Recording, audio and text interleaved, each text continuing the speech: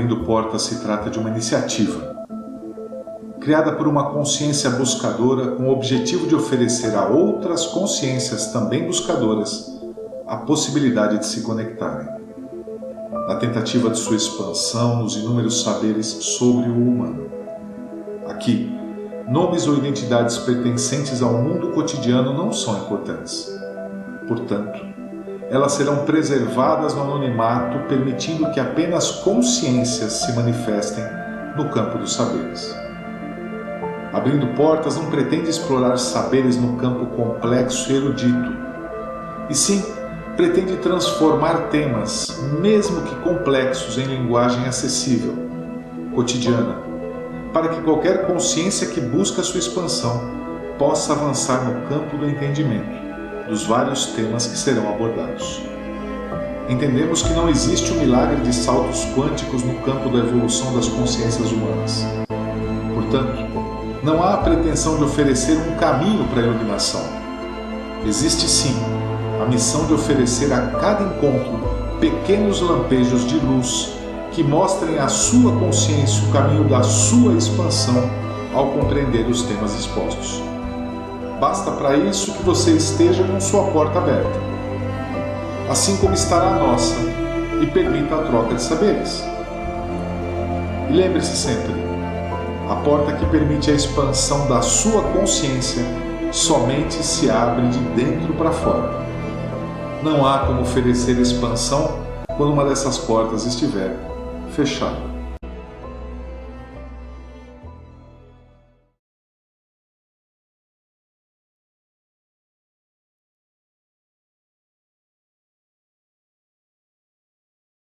Então, no áudio passado a gente conversou um pouco sobre o desconhecimento que temos das leis que regem o nosso cotidiano, né? E se a gente busca essa expansão de consciência, ou que o passageiro tome conta da carruagem, né? A gente precisaria conhecer um pouco onde essa carruagem está inserida, né? Então, falamos um pouco das leis de causa e efeito, por exemplo. Só que, quando citei isso a vez passada, já imediatamente vem uma obra na minha mente que você deve conhecer. Não sei se você conhece o Caibalion. Sim. É um clássico da literatura esotérica, né? E que ele coloca 7 princípios, né? Que eu acho que é o ponto de partida para qualquer pessoa que queira entender um pouco onde estamos inseridos, né?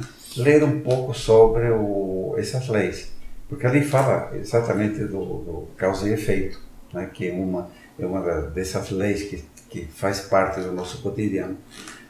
Mas junto com causa e efeito, tem uma outra lei que ele cita, um outro princípio, ele não fala lei, né? Fala princípio, né? Que é o princípio da polaridade. Tudo é polar, né? Que tem muito a ver com causa e efeito, né? Porque quando você fala tudo é polar, frio, quente, em cima, embaixo, e cita o seguinte, os dois polos são a mesma coisa, com intensidade diferente, ou com polaridade diferente, mas é a mesma, né? Então, quando você vai falar um pouco de causa e efeito, né, você pensa assim, bom, realmente não existe uma causa sem um efeito e nenhum efeito sem uma causa primária, né? Existe uma condição bionívoca nessa condição. E isso me leva, eu não sei se posso citar esse exemplo do Masterchef, que é muito interessante, né? Terça-feira passada, assistindo o Masterchef, teve um candidato, né? Que quando apresentada a prova era de fazer doces, era oito pessoas, né? E esse cavaleiro, ele, quando apresenta na prova que era fazer doces, ele aparece em off e a primeira coisa que solta é o seguinte: tomara que eu não pegue quindim, porque quindim tô lascado, né? E eu peguei e falei para minha esposa, falei assim, olha, mas não vai dar outra, esse cara vai pegar o quindim, porque ele atraiu isso, né? Bom, Olha, parecia, eu até depois fiquei assim, pasmo, né? Porque, pela condição que aconteceu. Porque se ele tivesse ido lá na frente e destampado o doce, né? E era o quindim, falei, bom, o cara, né, magnetizou, enfim, tem outras explicações. Mas não, aconteceu o seguinte, todo mundo ficou na frente do cara escolhendo. Ele ficou por último. E na hora que ele, por último, sobrou aquele pedestal com a capa, ele vai lá e a apresentadora fala, bom, sobrou esse aí. Bom, batata, né? O cara foi lá, abriu, era o quindim. Você fala, não, peraí, não é possível. Qual é esse mecanismo, né? Assim, se você entra na física clássica, a física newtoniana, você fala assim, bom, eu pego minha mão, apoio na parede, né? Você estuda isso na escola primária. Ação, reação, força contrária, né? Ou seja, eu exerço uma força ao meio, o meio devolve para mim a mesma força com sentido contrário, né? E é meio que aconteceu com o quindim, entendeu? O cara soltou aquilo, mas veio de volta na hora, né? E parece superstição. E aí precisamos entender, e vou usar o termo ignorância, né? Não de forma pejorativa, mas ignorância no sentido de falta de conhecimento, de falta de informação pura. Nós vivemos num meio e não temos informação nenhuma das leis que regem esse meio. Então, assim, sabe, a Blavatsky falava, né, falava assim que os pássaros sabem tudo dos ovos. Os ovos nada sabem dos pássaros, né? Isso aí, o dia que o ovo, né, der o pimpolho crescer, ele vai saber o que é um pássaro, mas o ovo não sabe nada. Nós não sabemos nada do que é ser consciente. Não sabemos nada de como dirigir nossa vida. Eu acho que talvez por isso surjam essas definições, até certo ponto rasteiras, né? Quando você diz assim, lei de causa e efeito, karma. Exatamente. Parece que a palavra karma ela já explica todo um conceito que é embutido na lei de causa e efeito. Pegando um gancho nisso que você falou, basta a gente tentar imaginar, que inclusive é o que a gente estava conversando antes de começar a gravar. Se eu concebo a matriz divina como algo virginal, e que essa virgindade se molda ao meu desejo ou à minha intervenção de consciência, eu estou gerando um karma. Eu estou gerando uma ação que vai promover uma reação. É como se fosse uma massa em que eu pudesse moldar aquilo que penso e sinto e criar a minha realidade a partir desse ponto. Perfeito. Então a minha ação vai gerar uma reação em direção a mim. Aí, como isso parece ser muito utópico, a gente cria as expressões karma, uma outra que eu acho que é interessante também, que tudo que é grande a gente fala do universo, né? O universo conspira a seu favor. Uhum. Não se trata de conspirar ou deixar de conspirar a favor ou contra quem quer que seja, na minha visão. Se concebermos que fazemos parte do universo, né? O universo não está distante de nós, não em hipótese alguma, e que a intervenção humana nesse universo literalmente plasma, ou melhor, movimenta essa realidade ou essa matriz divina de acordo com as minhas sensações e desejos, fica mais fácil de entender. E com isso eu não estou falando, isso é importante a gente falar na minha visão. Pensa que você vai ganhar dinheiro, que você vai ganhar dinheiro. Não, ninguém está falando disso. Nós estamos falando da nossa realidade como entidades mesmo, como consciências. Aqui a questão não é ganhar ou não ganhar dinheiro, é uma questão de consciência. Sem dúvida, Velha. Você usou a questão karma, né? A palavra karma tem sido atrelada a consequências negativas, né? Exato, exatamente. Né? Meu karma. Né? E parece que, eu não consigo me livrar, né, do karma, né?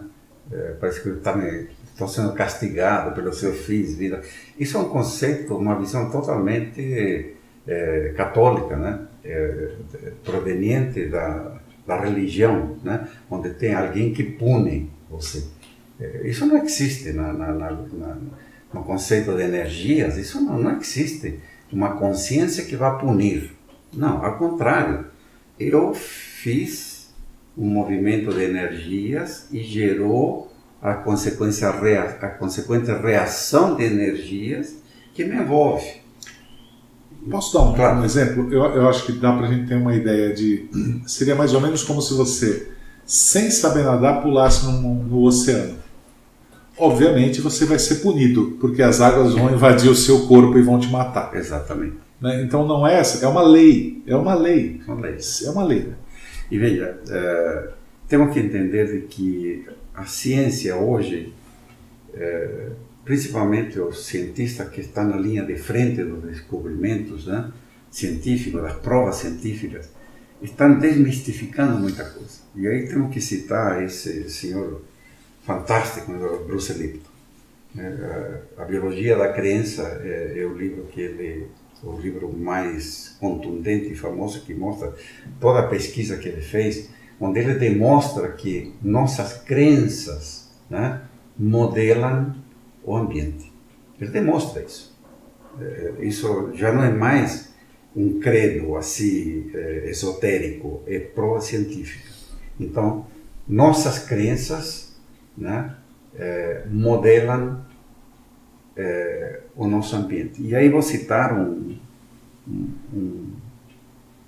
eu não sei, frase, não sei exatamente o que é, mas quando você lê Passagem de Cristo, ou as parábolas que ele colocava, né, que sempre citava, eu sou o que sou.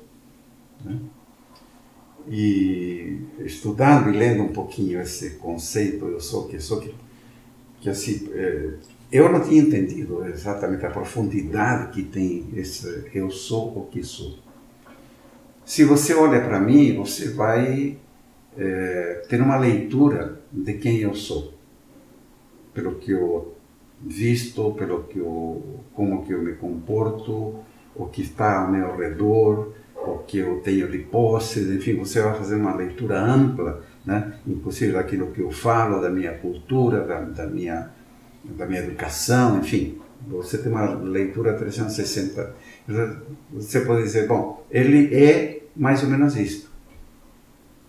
Então, quando eu falo eu sou o que sou, exatamente se refere a isso. Eu sou o que você está vendo.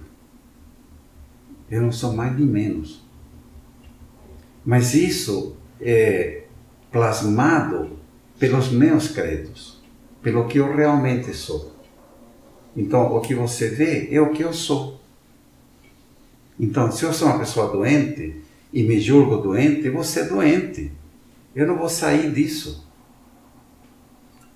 Eu acho importante isso porque conversávamos há pouco até sobre a história de problemas ou doenças psicossomáticas, né? E que é normal você ter um diagnóstico ou algo como isso é da cabeça dele. Perfeito. Ou isso é da cabeça dela. Não é. Absolutamente aquilo compreende a realidade da pessoa. Isso. É real, não é ficção. Não é algo da cabeça. Não. Aquilo foi criado mesmo. Sem dúvida. Veja, nós sabemos de que o inconsciente, né, onde estão nossas memórias mais profundas, né, o inconsciente é um campo energético. Né? É ali que estão as memórias do cavalo e do cocheiro. Né? Estão aí gravadas. O inconsciente processa 2 bilhões de bytes por segundo.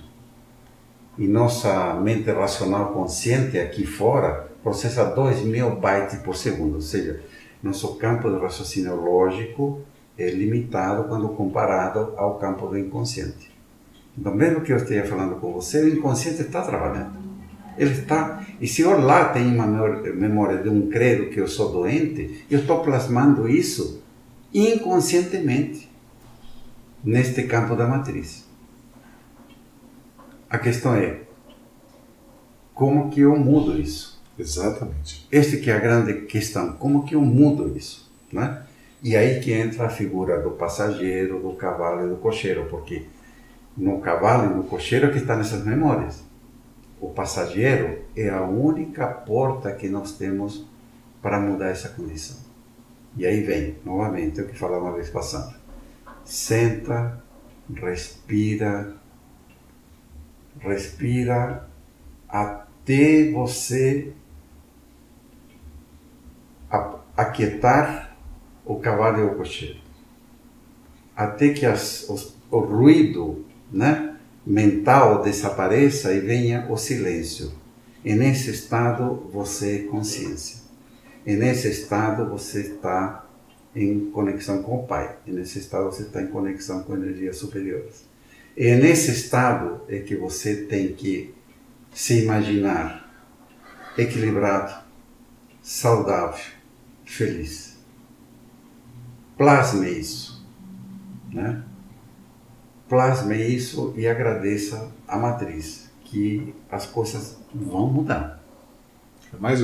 Eu diria até que é mais do que imaginar, é pensar e sentir de fato. Sentir.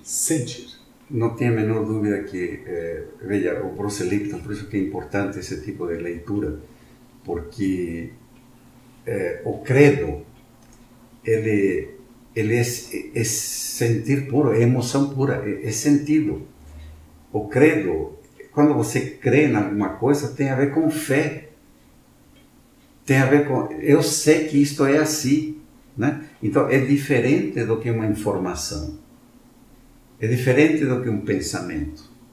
Um credo, é totalmente diferente do impulso mental. E é importante isso porque é algo que se constrói com o tempo. Sim. Tem um exemplo que eu acho bacana, que é a ideia de, num café da manhã em família, por algum motivo o pai começa a flutuar e a cadeira do pai começa a flutuar. O bebê, quando vê aquilo, vai dar risada e bater palma, né? A criança do meio vai ficar falando, olha mãe, o pai está flutuando, e a mãe já está desmaiada porque o pai está flutuando e aquilo não pode existir. O que varia, o elemento que variou aí foi o tempo. Porque para o bebê tudo pode. Por que não pode alguém flutuar? Ele não sabe que não pode flutuar. É o ovo do pássaro. É o ovo do pássaro, né? A criança do meio, ela acha, mas não acha muito, porque engana-se a criança com facilidade. Então, ela não tem as certezas nem a consciência absolutamente firmada. E a mulher já crê. Né? Ou quando você acredita nisso, acaba de uma certa maneira sendo importante para a manutenção da vida. Eu acredito que a crença ela surge exatamente por isso, porque é um caminho seguro entre um ponto e outro. Né? Então ela se cristaliza porque você sabe que andando por ali não haverão tigres nem bárbaros te atacando. Agora, por outro lado, ela também limita se você acreditar que aquele é o único caminho. Sem dúvida. Então veja, só vou fazer uma observação, que é a questão do pensamento positivo. Né? O que estamos falando não tem nada a ver com pensamento positivo. Claro. Tá? É que assim, muita gente leva isso para esse campo.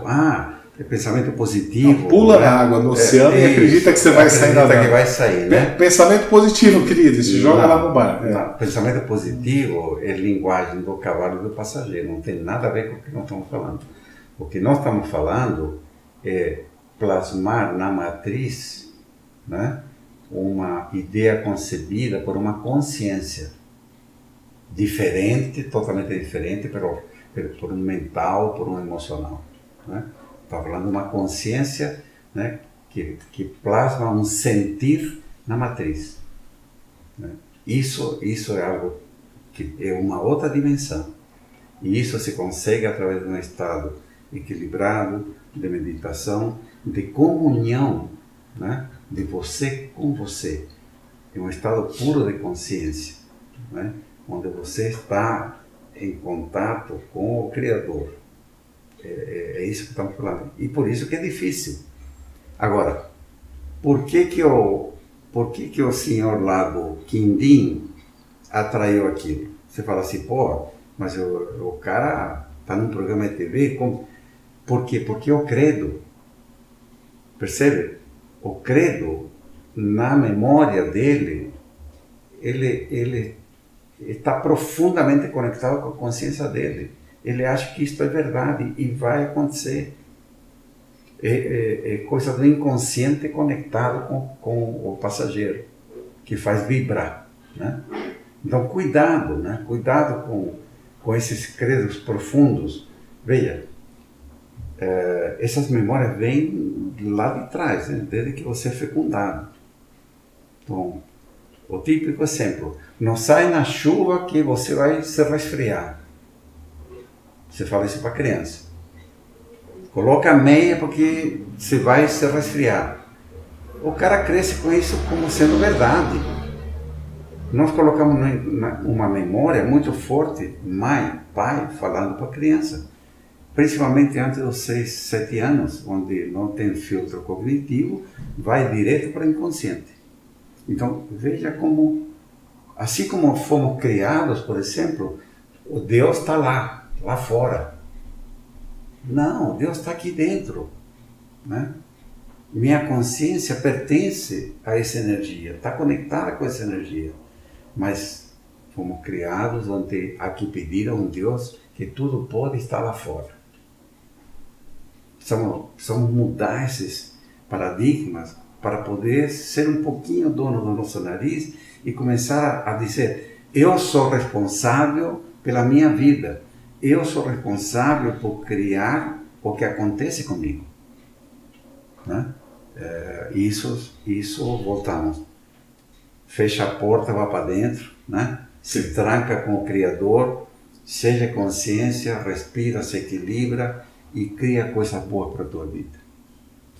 É isso. Em essência, eu acho que é criar coisas boas. Criar coisas boas para a vida. Dentro das suas possibilidades. Isso. Mas todos não podemos. Porque nós gastamos tanto tempo inútil assistindo uma televisão, assistindo o celular, o dia inteiro. 3 minutos, 5 minutos, 20 minutos, senta, escuro, relaxa, respira, se concentra na respiração, vá para dentro. Faça uma comunhão consigo e pensa coisa boa para você.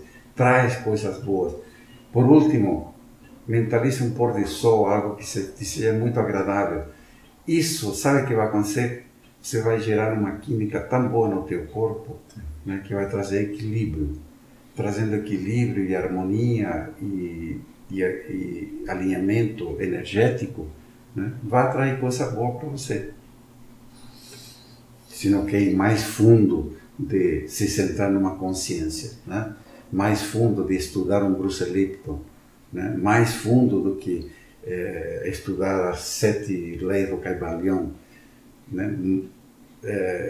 Veja, não vamos ter que entrar na próxima, não sei quando, mas a gente vai ter que entrar em conceito de física quântica no cotidiano, né? A gente vai ter que entrar nos outros princípios do Kybalion, porque precisamos conhecer um pouco essas leis que nos circundam, né?